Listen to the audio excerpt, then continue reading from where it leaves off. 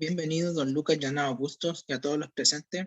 Daremos comienzo a la presentación de la auditoría elaborada por la empresa asesora JP, representada por quien les habla, John Olivares, de profesión contador auditor, a la compañía Ñinquil Limitada.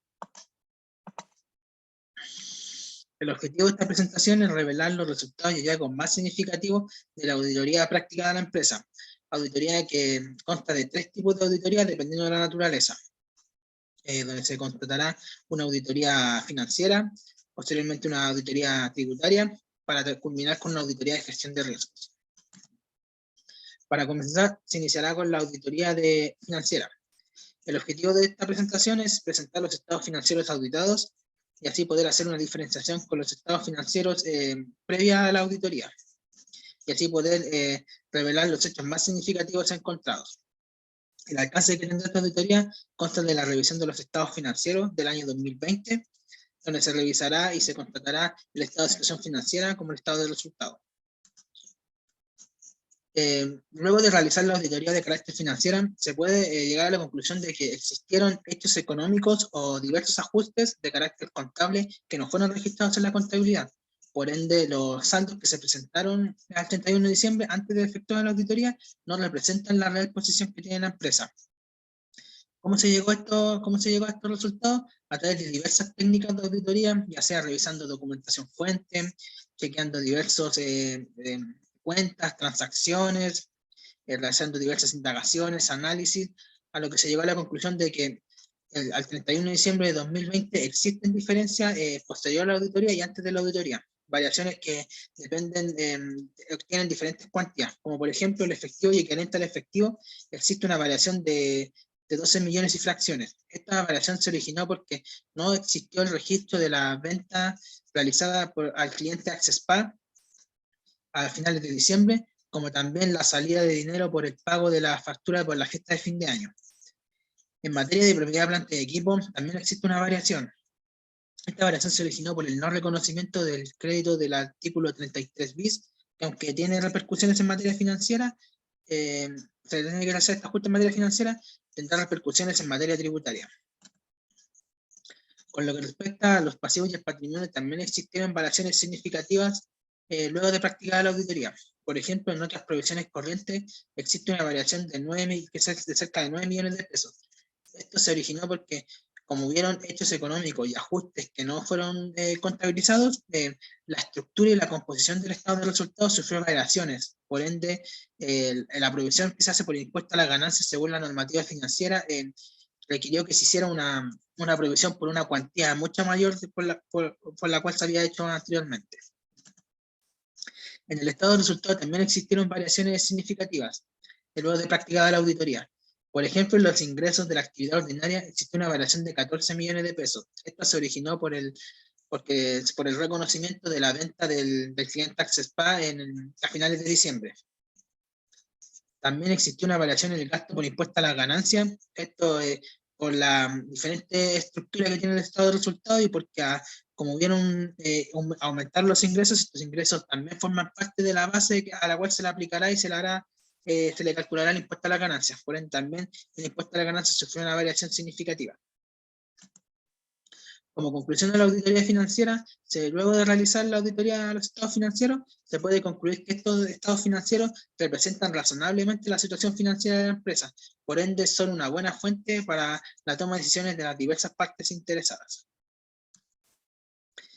Con lo que respecta a la auditoría tributaria, el objetivo de esta presentación es exponer los diversos registros tributarios auditados como propuesta que emanaron de la auditoría, y para luego dar a conocer la propuesta de carga impositiva a la cual estará afecto el contribuyente. El alcance que tendrá esta auditoría consta de 2 ítems importantes. Por un lado, primero el impuesto al valor agregado, o más conocido como IVA, y un alcance también con respecto al impuesto a la renta. En primer lugar, en la auditoría del impuesto al valor agregado se revisarán los libros contables del año comercial 2020, en los cuales se abarca el libro de compras, el libro de venta, el libro de remuneración y el libro de honorarios. Que aunque sean registros contables donde se registran movimientos de carácter financiero, también sirven como base de cálculo para hacer pago, para la determinación y pago de los diversos impuestos a los cuales está afecto el contribuyente. Con lo que respecta al libro de remuneración y al libro horario, según la auditoría practicada, no hubieron hallazgos significativos que hagan variar la determinación de los impuestos que tenga que pagar el contribuyente. Con lo que respecta al libro de compra y al libro de venta, sí existen hallazgos significativos que hacen variar la determinación de los impuestos a pagar. Como resultado de la auditoría del impuesto al valor agregado, se tiene que en el libro de compra hubieron variaciones significativas en el mes de diciembre de 2020. En el siguiente cuadro de resumen se puede vislumbrar cuáles fueron las variaciones que sufrió. Por ejemplo, en el documento DIN, por la internación de mercadería, no se reconoció el impuesto de internación, por ende, el impuesto asociado que nace de las compras, que es el IVA crédito fiscal, va a sufrir variaciones. Por ende, tiene que ser reconocido este impuesto de internación para así poder tener una correcta base de cálculo para el impuesto del IVA crédito fiscal. También existió una reclasificación por un IVA no recuperable, por el cual emana de una factura que no es afecta, no se condice con el giro de la empresa, por ende no puede ser ocupada como crédito fiscal. Con relación al libro de ventas, también existe una variación en el libro de la confección del libro de diciembre de 2020. Esta variación hace referencia al reconocimiento de la venta del cliente Access Bank, que como fue una venta que se realizó en diciembre, pero las mercaderías fueron entregadas al respectivo cliente, el IVA que nace de esa venta tiene que ser reconocido en el mes en el cual se entregó la mercadería, que corresponde al mes de diciembre de 2020. Luego de hacer estas correcciones tanto en el libro de compra y en el libro de venta, se procede a hacer una propuesta de carga impositiva en materia de IVA, donde en la representación que se ve a continuación se ven los diversos ítems que se tienen que declarar en el formulario respectivo. Como la empresa cuenta con un remanente de crédito fiscal, en materia de IVA no tendrá que pagar IVA en este periodo de diciembre de 2020, pero sí tendrá que hacer frente a otros pagos que se tienen que declarar en el formulario 29, como son el impuesto a la retención, que nace de las boletas de honorarios que emiten los prestadores de servicio, el impuesto único de los trabajadores dependientes y el pago de los PPM, que son los pagos provisionales mensuales, para hacer frente a los pagos de impuestos que tenga que hacer el contribuyente en el mes de abril. Por lo tanto, el impuesto a pagar que tendrá que ser declarado en el formulario 29 son de 902.511 pesos, los cuales tienen que ser declarados en el formulario que estipula el ente fiscalizador, que en este caso es el formulario 29. En esta imagen se puede ver una propuesta de formulario 29, donde se ven las diferentes filas que se tienen que rellenar por los diversos movimientos que se vienen en diciembre, para finalmente llegar a un total a pagar dentro del plazo de legal de los 902.511 pesos que se había mencionado con anterioridad. Con lo que respecta a la auditoría impuesta a la renta, se auditarán los registros tributarios del año tributario 2021. Registros tributarios que son de suma importancia que tiene que realizar el contribuyente, como por ejemplo la renta líquida imponible, el capital propio tributario, el registro de rentas empresariales y las declaraciones juradas. Todas estas obligaciones de carácter accesorio son de suma importancia que las realice el contribuyente, porque juntas en sí nutren a la obligación principal, a la obligación tributaria principal, que es el pago de impuestos. Cabe mencionar que la auditoría que se realizó de carácter tributario se constató que en todos estos registros tributarios hubieron hallazgos significativos que hacen que no estén determinados correctamente los impuestos a pagar. En la siguiente imagen se puede ver una propuesta de renta líquida imponible que nació de la auditoría práctica del contribuyente, donde, ¿qué quiere decir esta renta líquida imponible? Es la forma en que se puede determinar la base imponible tributaria a la cual está el afecto impuesto. Es la forma en la que el legislador pide a los contribuyentes que puedan realizar el cálculo de su base imponible que estará afecto impuesto, en donde se parte de un resultado financiero y mediante un mecanismo de agregados y deducciones se procede a transformar ese resultado financiero en un resultado de carácter tributario. ¿Cuáles son las cuentas aquí que tienen mayor relevancia dentro de la renta líquida imponible? Son todos los gastos, porque los gastos tienen, hay muchos gastos que a lo mejor en materia financiera uno los puede deducir de la utilidad, pero en materia tributaria no existen, no es la misma ley, por ende se tienen que proceder a agregar según lo dictamina el legislador. Por ende, los agregados hacen referencia a todos esos gastos que son rechazados y que tienen que ser agregados para pagar impuestos. Por otro lado, tenemos las deducciones que son gastos que el legislador los deja descontar y por ende están exentos del pago de impuestos de primera categoría. Como también existen gastos que a lo mejor están exentos del pago de primera categoría, pero tienen que hacer frente al pago de otros impuestos que dictamine la normativa tributaria.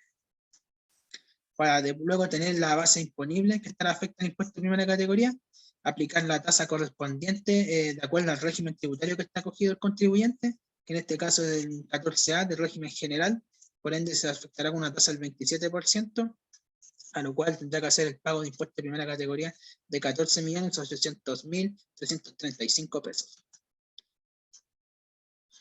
Como disposiciones anexas se tiene que llevar un registro de diversas índoles de materia tributaria que son sumamente importantes para el contribuyente. En primer lugar tenemos el registro al incentivo al ahorro del artículo 14E, que es un beneficio que tienen los contribuyentes que cumplan ciertos requisitos en los cuales pueden descontar la base imponible afecta al pago de impuestos de primera categoría. Por ende aquí se lleva un control exhaustivo para que pueda hacer frente a este beneficio el contribuyente, como también las rentas afectas del artículo 21, ya que en el artículo 21 se afectará la carga impositiva del contribuyente de primera categoría por los gastos que estén afectos a, como dice ahí en la imagen, el artículo 21, inciso 1, que aumentará la carga impositiva, como también hay gastos que también aumentarán la carga impositiva de los impuestos finales de los socios. Ya, como lo dice ahí la gráfica, el artículo 21, inciso 3. Por ende, se tiene que llevar un control para después esto ser informado al ente fiscalizador pertinente. Otra obligación accesoria primordial que tiene que realizar el contribuyente es el cálculo del capital propio tributario, que es la representación. ¿Qué quiere decir este capital propio tributario? Es el valor patrimonial que tiene la empresa para valor tributario. Por ende, es sumamente importante que lo realice porque sirve como base de cálculo para diversos registros que vienen a continuación, como también para calcular, para valorizar la empresa a valor tributario. Donde la gráfica se procedió a hacer en la auditoría mediante el método del activo, haciendo todos los procedimientos que dictamina la normativa legal vigente, descontando la representación al montos que no representen inversión efectiva, haciendo los diversos ajustes agregando lo tributario y descontando partidas financieras, y luego descontar todo el pasivo exigible, que hace referencia a todas las deudas que tenga la empresa y que tengan que sí o sí ser pagadas porque hay un documento que lo acredite de por medio, para luego obtener el monto del capital propio tributario que también tiene que ser informado al ente fiscalizador. Luego también se tiene que realizar el registro de rentas empresariales, que también es un registro sumamente importante donde se controlan las rentas que estarán afectadas a los impuestos finales que tengan que hacer pago las personas naturales o los socios en este caso. Por ende se tiene que realizar su correcto llenado, poniendo la renta afecta a impuestos finales, las conocidas como RAI, con los respectivos créditos también que tenga la empresa, y luego proceder a descontar los diversos retiros que hayan hecho los socios durante el año respectivo. Todos estos movimientos de carácter tributario tienen que ser informados al ente fiscalizador pertinente. ¿Cómo se hace esto? Mediante los documentos declarativos tributarios, que para la presente auditoría se tienen que hacer en 3 tipos de documentos. Primero, la declaración jurada 1926, donde se declara la base imponible de primera categoría y diversos datos contables.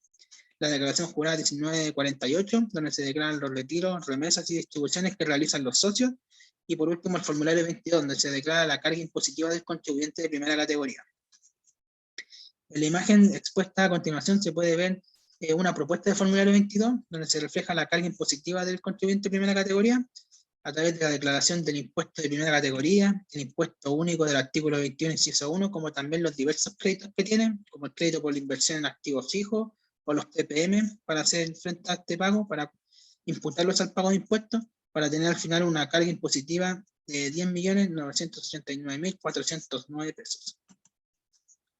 ¿Cuál es la conclusión de esta auditoría tributaria? Que luego de realizar esta auditoría tributaria a los diversos registros, se tiene que tanto el impuesto al valor agregado como el impuesto a la renta, existen diferencias significativas que hacen que la determinación y el posterior pago de impuestos esté mal calculado. Por ende, esto podría traer un perjuicio a la empresa, porque la empresa, el ente fiscalizador, podría aplicarle multas, intereses o reajustes. Por ende, ¿qué se recomienda? Que la empresa se acoja a las recomendaciones que emanaron de la auditoría para que así pueda estar sus diversos registros enmarcados dentro de la normativa tributaria vigente. Por último, la auditoría de gestión de riesgos. ¿Cuál es el objetivo de esta auditoría? Exponer los diversos riesgos detectados en la auditoría, para luego proponer recomendaciones en materia de riesgos para poder mitigar estos riesgos a futuro y no produzcan un perjuicio en la empresa. El alcance que tendrá esta auditoría será una auditoría de control interno que tenga la empresa, ya sea en el departamento de contabilidad, en aspectos generales que tengan del control interno en la empresa, como también el departamento de ventas. En el siguiente cuadro de resumen se pueden ver todos los riesgos detectados que se evidenciaron cuando se hizo el levantamiento de riesgos, una valorización del riesgo gracias a la aplicación de las matrices de riesgos, que es una herramienta de gestión de riesgos, y como también unas recomendaciones para poder mitigar estos riesgos y que no afecten el logro de los objetivos de la empresa. En los aspectos generales se puede destacar que no existe una inexistencia de políticas de inducción y de capacitación de los trabajadores, valorizando este riesgo de carácter alto. Por ende, ¿qué se recomienda? Que la empresa implemente procesos de inducción y de capacitación a los trabajadores para que así los trabajadores cuenten con todas las habilidades y los conocimientos necesarios para poder desenvolverse de la mejor manera posible en las diversas actividades que realicen en la empresa. En el departamento de contabilidad, uno de los riesgos más importantes que se detectó fue que se tiene un profesional, un contador externo, que no cuenta con las habilidades ni conocimientos en materia financiera ni tributaria para ejercer las labores. Este es un perjuicio, este es un riesgo muy alto porque el trabajador cuando realice los diversos documentos de carácter financiero o los registros tributarios, estos no estarán enmarcados dentro de la ley. Por ende, la valorización del riesgo es extremo. Por ende, ¿qué se recomienda? Que la empresa contrate los servicios de un contador que tenga los conocimientos tanto financieros como tributarios actualizados para que así pueda realizar los diversos documentos tanto financieros como tributarios y que estos se enmarquen dentro de la normativa que los rige. Dentro del departamento de ventas podemos detectar que existen diferentes subáreas. Por ejemplo, en el área de logística de entrega se evidenció una dificultad en la entrega de las comiendas por falta de infraestructura de apoyo. Por ende, la valorización del riesgo es de carácter moderado. ¿Qué se recomienda aquí a la empresa? Que haga una inversión en activo fijo necesario para poder tener una mejor prestación de este servicio de entrega de los productos a los clientes y así poder mejorar la labor que realizan en esta área específica. En el servicio postventa se tiene que el personal no cuenta con la capacitación necesaria, tanto en el servicio postventa en sí, que es el contacto que tiene la empresa con los clientes, como también en el manejo de las herramientas computacionales, evidenciando una valorización de riesgo de carácter moderado. Por ende, en este caso, la empresa tiene que capacitar a los trabajadores para que adquieran los conocimientos y las habilidades necesarias tanto en el área dentro del servicio postventa, como en el manejo de las diversas herramientas computacionales que tenga instaurada la compañía. En el área de recursos humanos también existe un riesgo detectado, que dice en relación con que el personal que ejerce las labores de recursos humanos no cuenta con las habilidades necesarias en esta materia. Por ende, la valorización del riesgo es de carácter alto.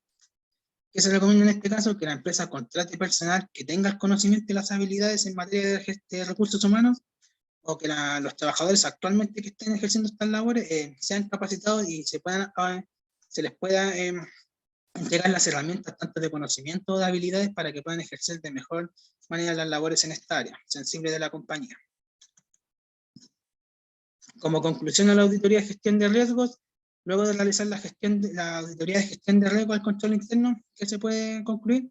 Que la empresa está expuesta a diversos riesgos por el hecho de realizar diversas actividades que se condicen con la explotación de la actividad económica que realizan. Por ende, ¿qué es lo importante que de estos riesgos? Poder mitigarlos, llevarlos a su mínima expresión. ¿Y cómo se lograría esto? Tomando en consideración las recomendaciones que emanaron de esta auditoría de gestión de riesgos. Como conclusión general, luego de llevar a cabo la presente auditoría, ¿qué se puede destacar?